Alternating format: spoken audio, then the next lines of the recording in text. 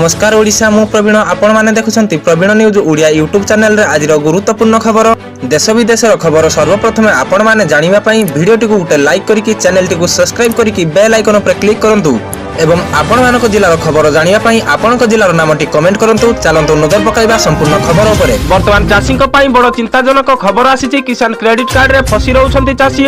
वर्तमान देश रे चाषी माने सेमानकर ऋण परिशोध करिबा अक्षम होछंती। कुआ जाउछि जे किसान क्रेडिट कार्ड केसीसी रे वृद्धि पाउथवा ऋण चाषीक पई एक आह्वान सृष्टि करिछि।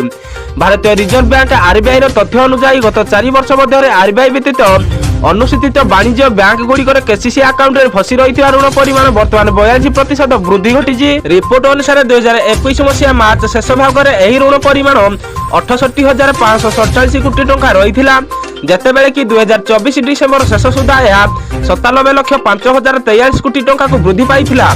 बैंक गुड़िकर कहवा अनुसार ऋण परिमाण ह्रास पाउथवारु केसीसी रो अन्य कृषि ऋण तुलन में खिलापी बहुत अधिक अछि। 2021-22 आर्थिक वर्ष रे केसीसी रो से गवर्नमेंट रे एनपीए 84,637 कोटी टंका रहिथिला। 2022-23 आर्थिक वर्ष रे 90,332 कोटी एवं 2023-24 आर्थिक वर्ष रे 93,370 कोटी टंका को वृद्धि पाइछि।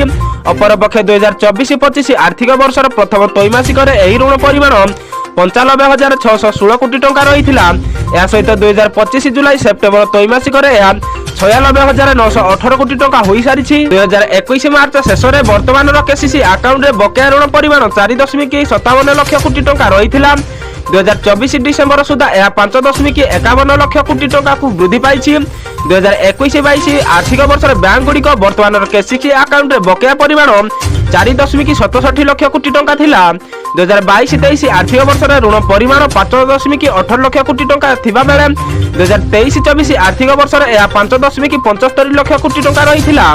2024-25 आर्थिक वर्ष प्रथम त्रैमासिक चलित केसीसी अकाउंट रे मोट बकाया ऋण परिमाण 5.71 लाख कोटी टंका थिला। तेबे 2024-25 आर्थिक वर्ष द्वितीय त्रैमासिक एठारे सामान्य वृद्धि घटी ऋणर परिमाण 5.87 लाख कोटी टंका रे पहुंचिछि। एठारे सूचना जोग्य जे किसान क्रेडिट कार्ड योजना हेउछि चाषी मानक सेमानक चाष एवं अन्य कृषि आवश्यकता पई ऋण प्रदान करिबा एक योजना जहा द्वारा सेमान समय मध्यरे पर्याप्त आर्थिक सहायता पाई परिबे।